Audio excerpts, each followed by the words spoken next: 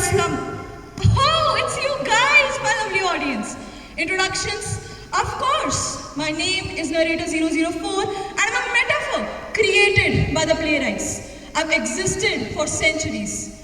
And for such a vast period of time, I've observed many things, many events, many rejections, many bickerings, many expulsions, many exiles, you name it. And following is the retelling of one such events I witnessed like a ghost cemented into a wall.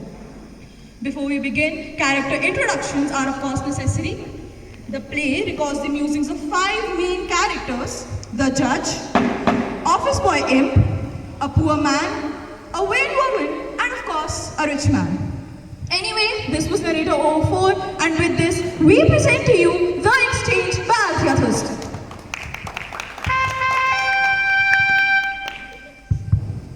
Your Honor, I've listed all the miseries to date. We have everything from bunions to old bison exchange. Here's another one. A woman suspects her husband of a misaliance. Wants to catch him but is so crippled with rheumatism she can't get about. Wants us to exchange her rheumatism for something that won't interfere with either her walking or her eyesight. Well, here comes another misery.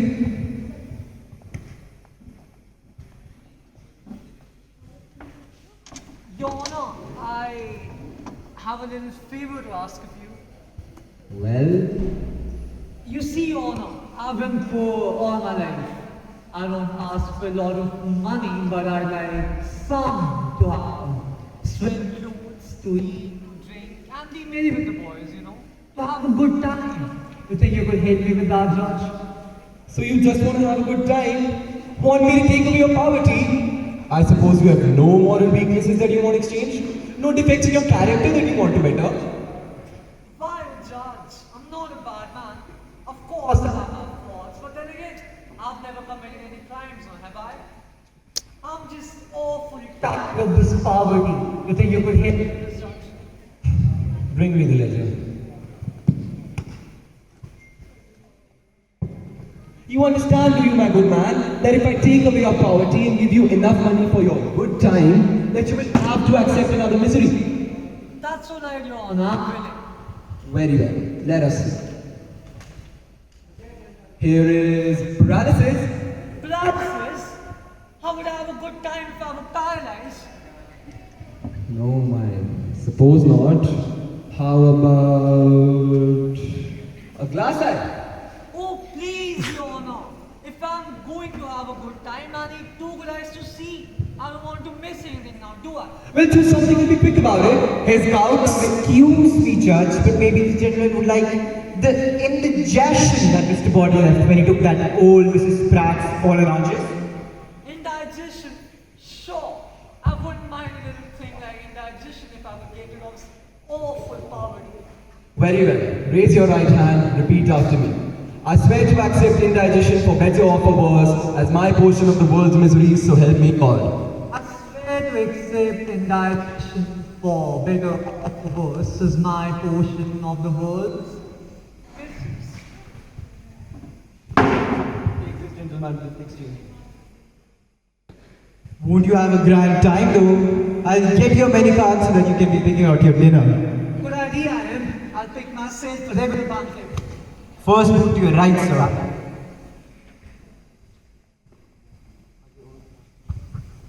Up next, we have the vain woman, a middle-aged lady pretending to be the next Regina George, the pretty leader in Mean Girls. So then, what exactly does she want to exchange? Well, I've been wondering the same.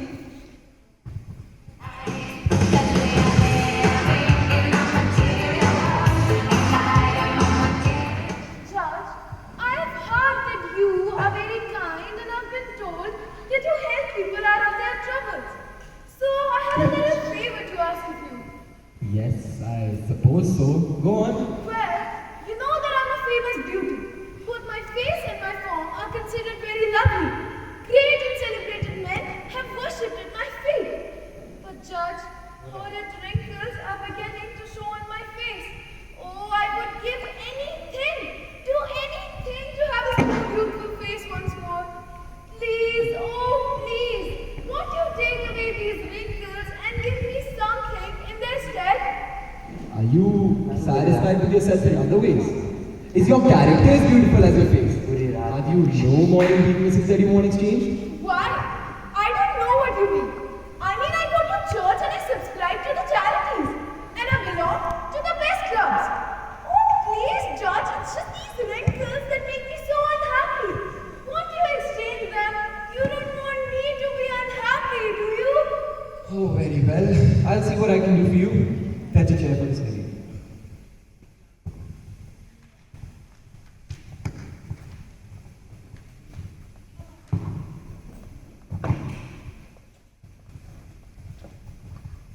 I have a goiter that I will exchange. Heavens! No! That would ruin my beautiful throat! See? I have a lovely neck. Perhaps this will suit you. A woman is grown very tired of her husband and wants to exchange him for some other burden. What? I accept a man that some other woman doesn't want? Certainly not. I would rather prefer one that some other woman does want. I fear I cannot help you and I do not decide. Excuse me, Judge, but maybe the lady would like deafness in exchange for wrinkles. Deafness wouldn't show, so it couldn't really spoil her face or her elegant figure. No, it won't show. Give it a thought, my lady. Yes, it might do. I mean, it wouldn't show, right? So I have a notion to take it.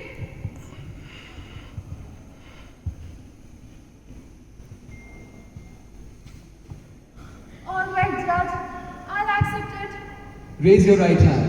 Do you swear to accept deafness for better or for worse as your portion of the world's misery, so help you God? Oh, yes, I do, Judge.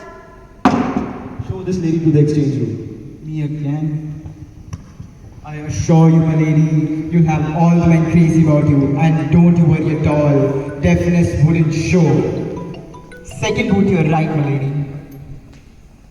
There she is, perfectly satisfied with herself, except for a few wrinkles in her face. Vain woman. Ah. Yes, sir, women do have strange notions sometimes. Yes, sir, women do have strange notions sometimes, huh? This man right here thought 24/7 pain in his stomach was better than being poor, and he has the gall to mock women. Anyway, up next we have the man, the myth, the legend himself, the rich man, well endowed everywhere. Well, hail nobility, I guess.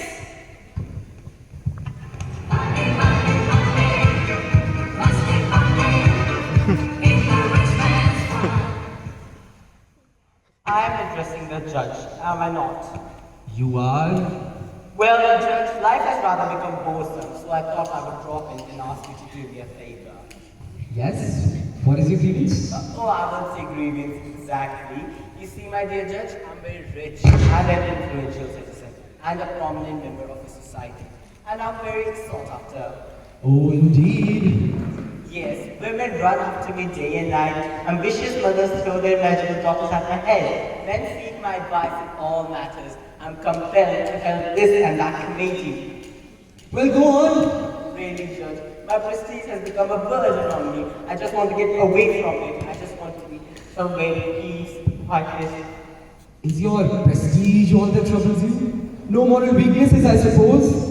Are you satisfied with your habits and your character? What have my habits and my mouth got to do with their rest? Certainly I'm not what you saintly men. I live up to a man of my station should live. I'll see what we have in humble callings. Well, here's a janitor's job open to you. You! No, I don't like that either. Too confining, too many people begging me all the time. I just want to get away from crowded and taking me towards them. Don't you got something peaceful for me? Here's the perfect thing for you then. Postman in a rural district. No, no, no. Too many old women gossiping me all the time. I just want to get away from women and taking me towards them. Don't you got something peaceful? Well, you're too particular, and I don't. Excuse me, Judge, but maybe the gentleman would like the vocation of a milkman. That is an early morning's work. And you remember a milkman left his job when he took that old, worn-out seller's position? The vocation of a milkman. That ought to be good for you. Early morning hours, fresh air, no people about. The simplicity is a just, and it rather appeals to me.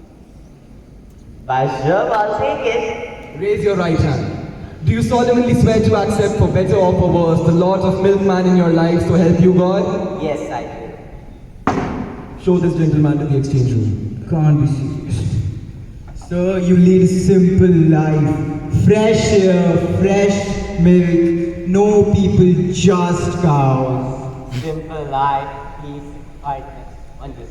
Third boot to your right, sir. It's of no use, imp. They all cling to their vices, but they're very keen to change a little cross or condition that vexes them, or think vexes them. Yes, sir, it is indeed very strange that people always want something which they don't have.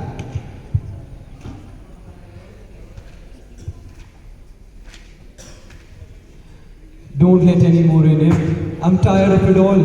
I'm just going to write a letter and then go. All right, sir, as you say. By the way, where's the transatlantic folder I told you to get? Oh, here it is, sir.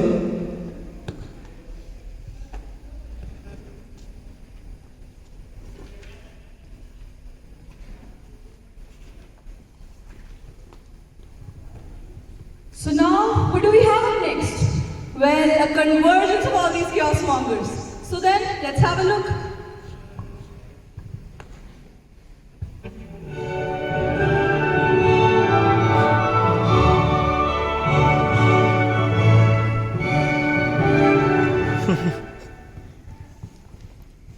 This is the menu from the gargoyle, saying Shorten looks well. Some glass to me now, eh, boy? Fetch me a chair.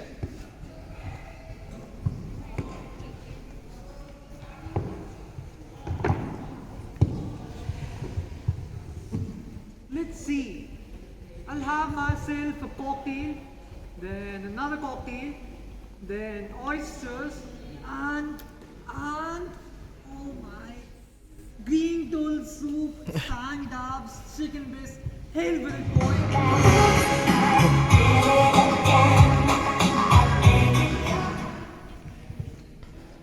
Oh, I am so happy again. Am I not beautiful? You are a vain, foolish woman. Ah, Judge, you too are susceptible to my charms.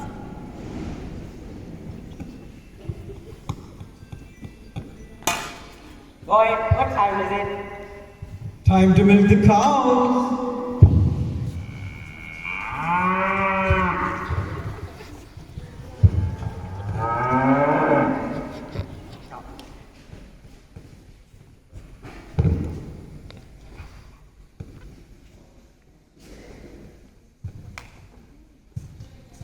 A fortnight has passed since the exchange took place.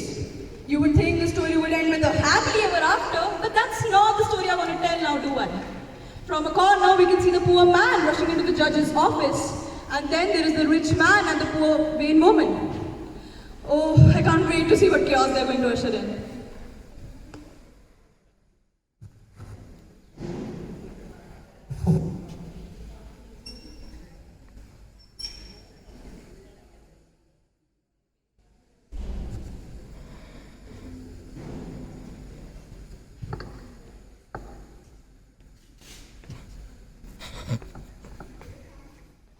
The judge, where is he? I must see him at once.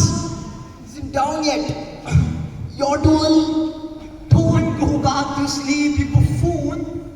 Where does he live? Can't you send for him? Oh, he's liable to come any minute, and then he may not come for an hour or two. Oh, I'm nearly crazy, I tell you. Well, what's the matter with you now? I thought all you wanted to do was to eat, drink, and be merry. Eat, drink, be merry. Be merry, you ask? Everything I eat gives me indigestion, something awful, and everything I eat makes it worse. How can I be merry when I'm in such torment all the time? What's the judge got to do with it? Oh, I'll beg him. I'll beg him to take back this indigestion and give me back my poverty. It wasn't so bad after all.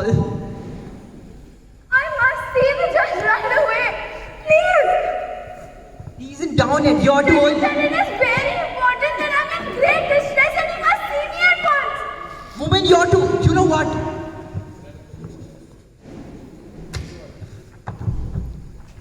Oh, well,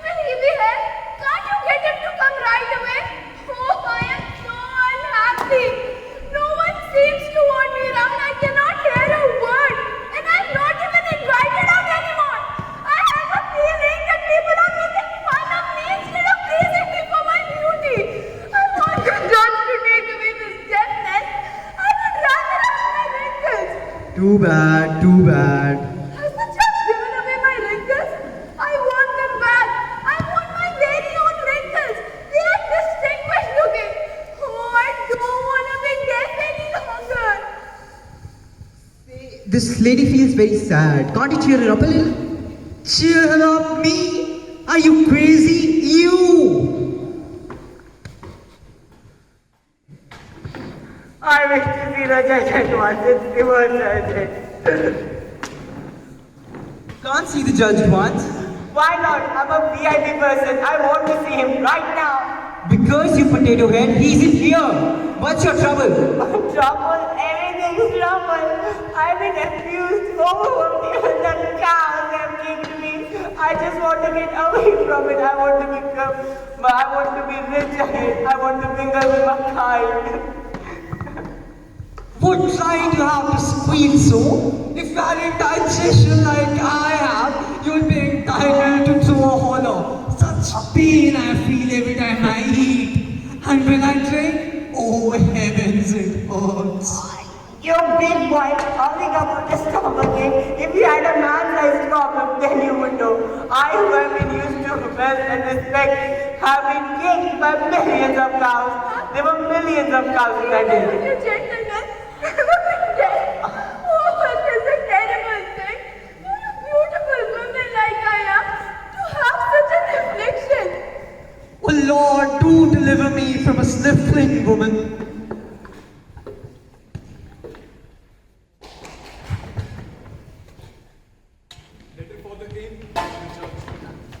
Letter from the judge. A letter? Why doesn't he come himself? Send for him, boy.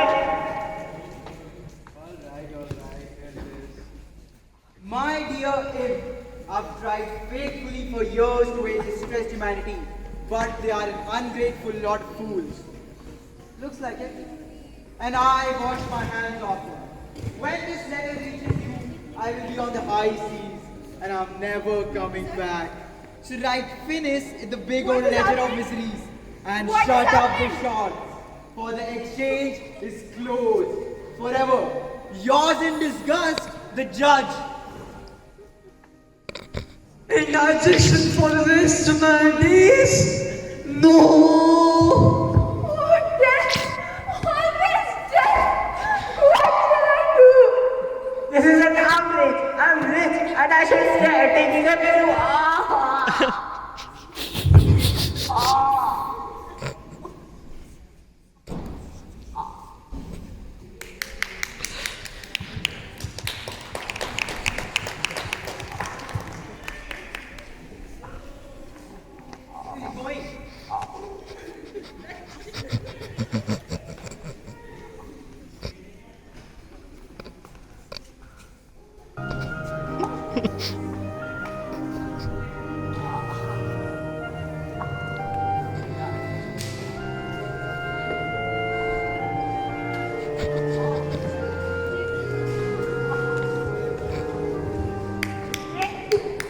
And that was the retake of what went down a long time ago in a strange office. A trio of unfortunate souls found themselves in quite the pickle. Desperate to return back to their initial so-called miseries, they searched for the judge, high and low, who once presided over their absurd exchanges. But it seemed that the judge, after one too many bizarre cases, had decided to exchange his courtroom gavel for a sunny beach.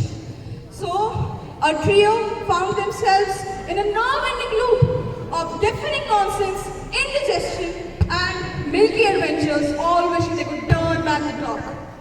So, the moral of the story? Everyone lost and